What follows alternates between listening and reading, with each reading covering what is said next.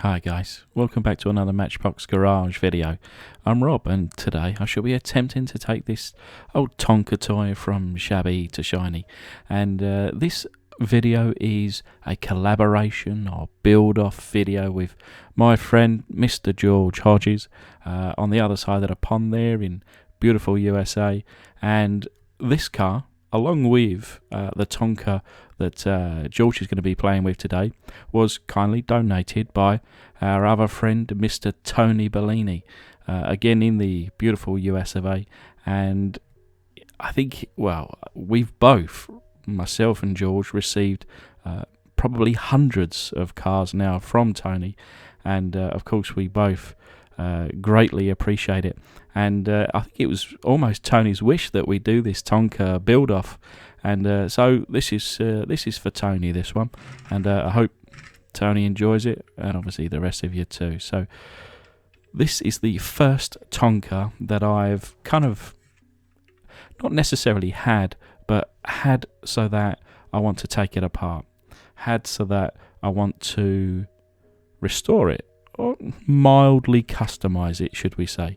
But this one simply reads underneath Tonka, made in USA, and trying to look for some numbers underneath there, but actually the numbers are stamped on the inside of the casting. Or is this a casting? I'm not too sure. Obviously I normally handle die cast. This one's a little bit different. It comes apart differently, it goes back together differently, and certainly a learning curve for me today. So I don't know what you'd call these. I kind of considered them true rivets, and to put it back together again, I've actually bought myself a rivet gun, and I've never used a rivet gun before or ever handled rivets even, so this is the first time I'm kind of playing with these, thinking I have no idea what I'm doing, how I'm going to take it apart, let alone then put it together. But you know, having the kind of the will and the want to get this done, and the schedule as well, I must admit George has been very patient with me.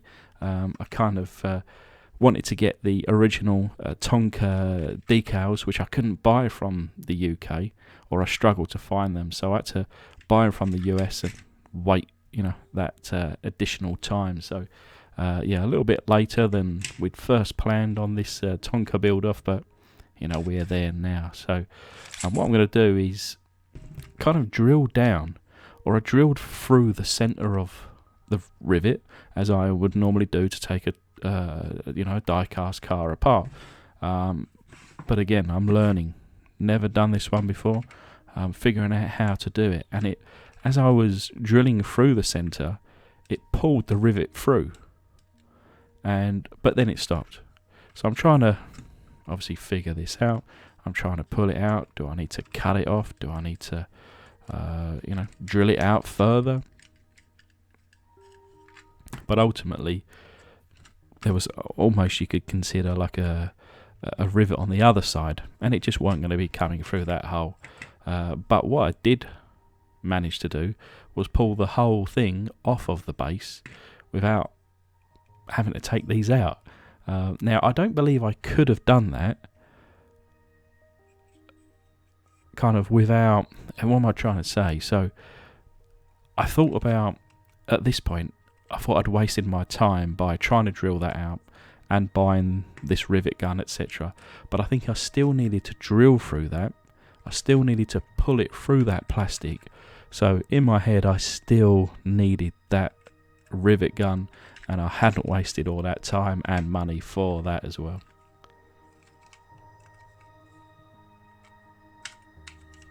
So I'm just going to take off the base here around this plastic part and the plastic section. What I've actually got another Tonka, which must be a later model, but it doesn't actually have this black metal piece underneath, but it does kind of still read Tonka underneath. So it's almost like some come with this like black under tray, and some come without it.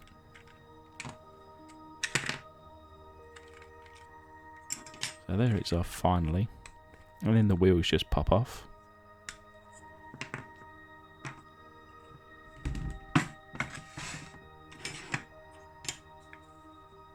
And you can see the interior there, what we're playing with. And indeed it reads Tonka. And I'm actually just going to reach now then for my other Tonka, which is in better condition. And you can see that this come without the black piece underneath.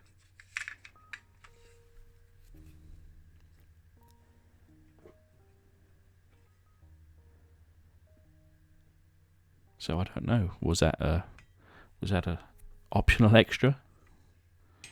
Keen to learn. But anyway, let's put that to one side. And then later on, I'll be cleaning that up. The wheels, not in bad condition. The tyres there just need to be pushed back into position properly. I'll clean them up and they'll get a pledge treatment later on to make them look good. And then the under tray here. Oh, so there's the... So we are number 55501.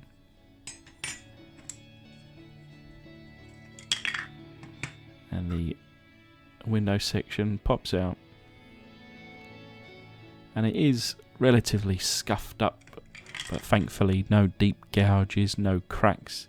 So that'll be given a buff up later on.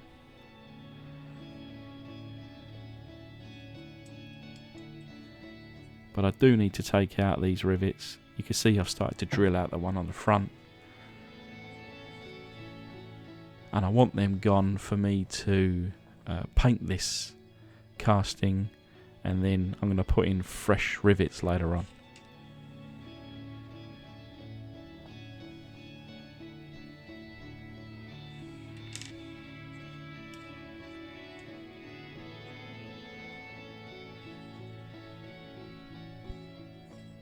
And here it is. So I've managed to drill them out. I found that if I drilled out the rear of the rivet, it easily come out. And you can see here the 3. And I'll just place those gently into the bin. So here's the kind of rivet gun. You know, it wasn't expensive, but it feels of good quality. It feels solid. It's got some real weight to it. And you know, like I say, I've never done this before, but my guess is that you kind of put it through there, and there's kind of almost like a ball on the end of it, and it just, you know, scrunches that end cap up, I guess, and then eventually it will snap off the longer piece, and that's discarded. And I shall be doing it for the first time later on in this video. But let's get these 2 metal pieces now into the caustic soda. But actually, just before I do that, I'm just going to reach for the paint choice. And actually, it's quite fitting because Tony himself sent me over this Createx red with a kind of pink pearl in it some months ago now. And I thought, I want to go relatively stock and standard for restoration, but just with maybe a little restoration plus twist in that kind of pearl eyes reflection. But anyway, here we are with my foot-long hot dog jar, covering the casting now with boiling water. And I'm going to reach for a couple of tablespoons of caustic soda.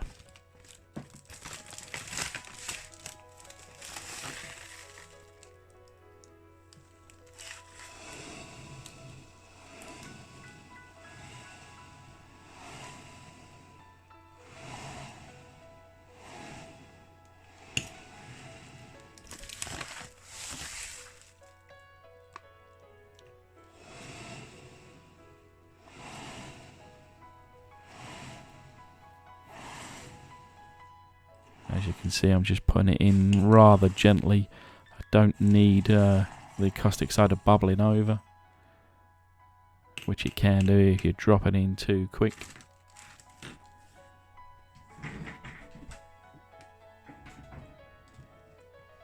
First instinct, I was a little bit concerned.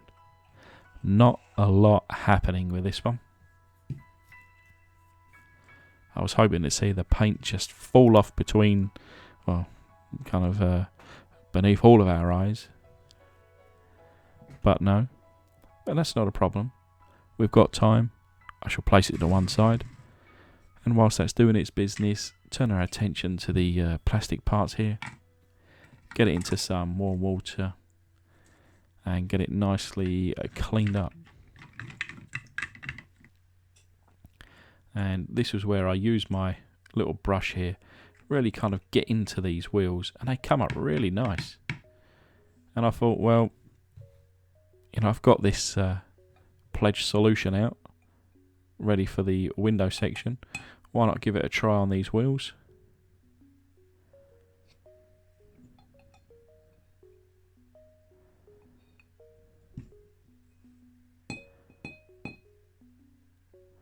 And I think you'll agree, they come out looking brand new. Probably better than new.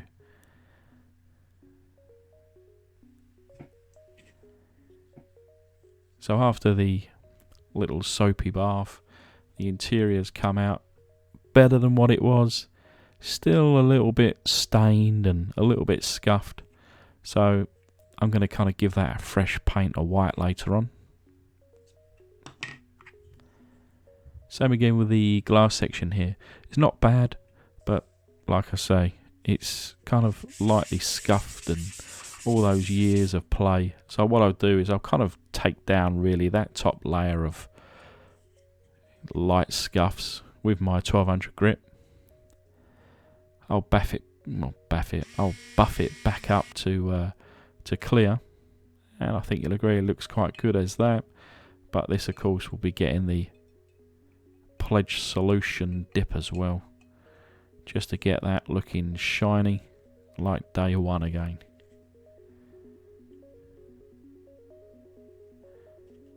Quite happy with that. Now it's been probably 15 or 20 minutes, which is usually more than enough time for these castings in this caustic soda. You look at this, not a lot going on. I was very concerned. I was wondering, do I use paint stripper? Do I have to scrape it off? But it was really strange. Certainly different to whatever I've done before. The actual, when I pulled this out, this base plate, it was black. And I thought, it's done absolutely nothing. And then I rinsed it under the tap and it all come off. Like it was wet. It was very strange. Same again with the body here. It kind of turned from like a paint to a stain. That's probably the only way I can really try to explain it. It didn't flake off as I'm normally used to. It almost melted off, or it turned into a liquid against the running tap, and I used a brush to just brush it off as if it was wet paint. So strange.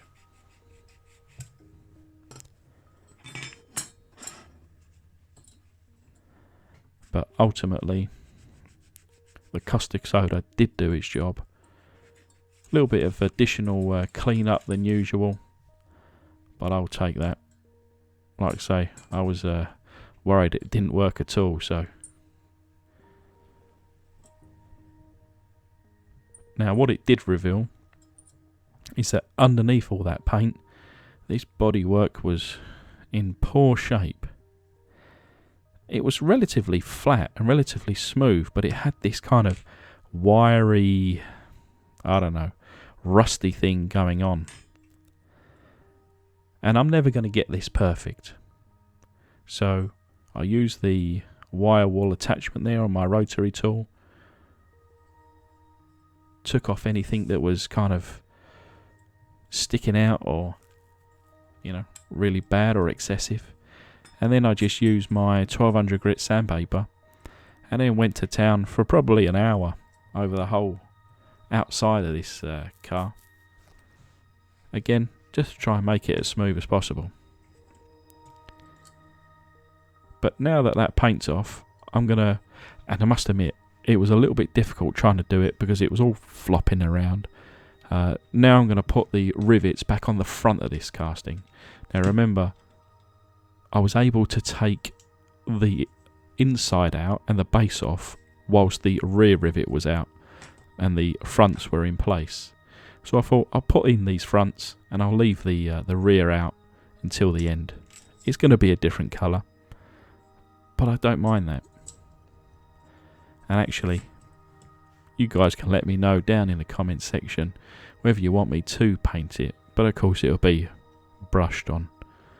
But I quite like it in the unpainted for the rear.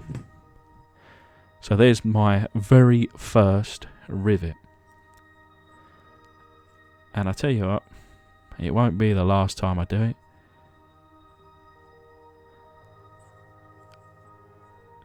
But let's get on to this next one. And like I say, I'm going to leave this one till right to the end.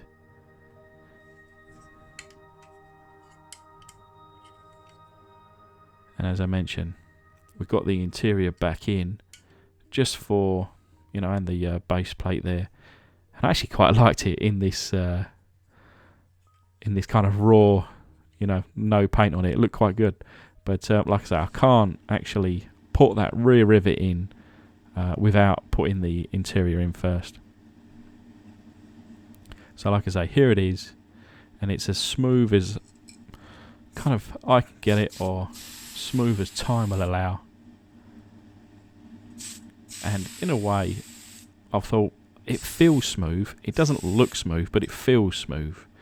And I'm wondering whether it's just the kind of coloration within the metal. And I thought, well, there's no harm in putting on, you know, this undercoat, the old Tamiya primer, and seeing how she dries, really. Because if it dries smooth, I'm happy. If not, then I'd have to rub it down and kind of put on a second coat.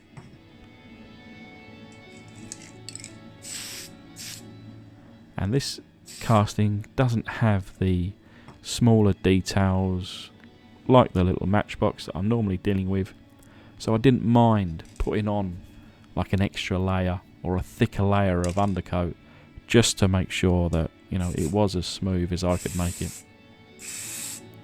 Kind of using really the undercoat there as a bit of a filler. Maybe an automotive filler primer would have been best. But anyway, on the interior, we're just using a white just to freshen it up.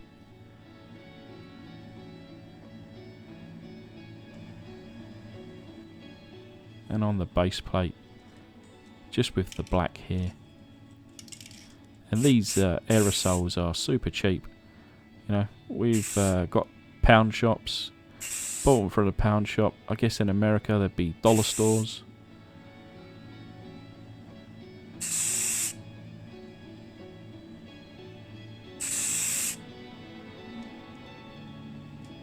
And perfect for this kind of thing. You know, I wouldn't do this necessarily on the actual main casting. You know, I want a better finish, so I use my airbrush and, you know, all the fancy paints. But yeah, for the underside that's never going to be seen, hey, that pound shop stuff works a charm. So here's the Createx. I've used this quite a few times now. It doesn't like to be thinned, so I just use it pretty much straight out of the pot.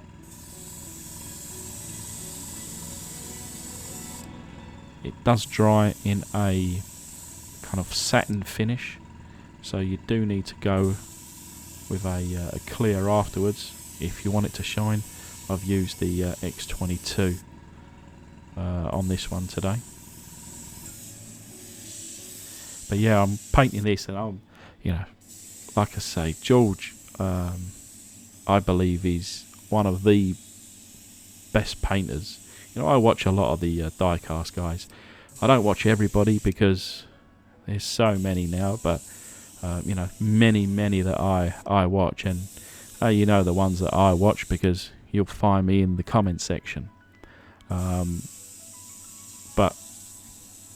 I find George's work, the finish on his paints, yeah, he's hard to beat. So as I'm painting my little truck here, I'm thinking George is going to be hitting it out of the park, I know. So make sure you go over and watch his video anyway. I'll link it down in the description below. But anyway, it's the following day. Things are starting to dry now. We got that base plate.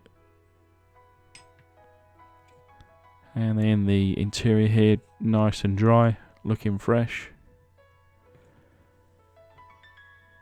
Super happy with those wheels. They do look brand new to me. And then you got this kind of nice little colour. You can see I've put the decals on the side. They are larger than what would have been on this little casting. My error. I've obviously bought ones for a larger size, but hey, still cool. But anyway, that's what she looked like. And here's the result. See the first thing around the front, you can see the bright white of that kind of interior coming through. The smooth, although slightly kind of age tinted glass, but it's clean and tidy. And around side, obviously those wheels looking great. The Tonka decal on the side of there, I think it looks fine. I don't think it's too big. It's just bigger than what was on it, you know, before. Coming around the back, you can see the rivet there in unpainted, and I quite like it like that. I don't mind it. But like I mentioned earlier on, please let me know down in the comments below if you think I should hand paint it.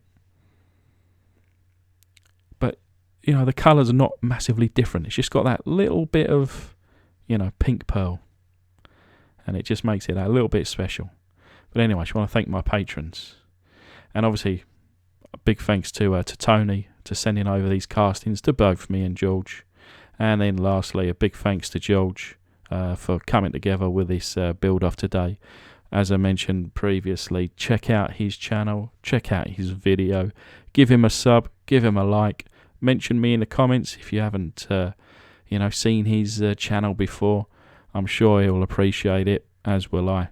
But anyway guys, thanks again. I'll see you on the next one.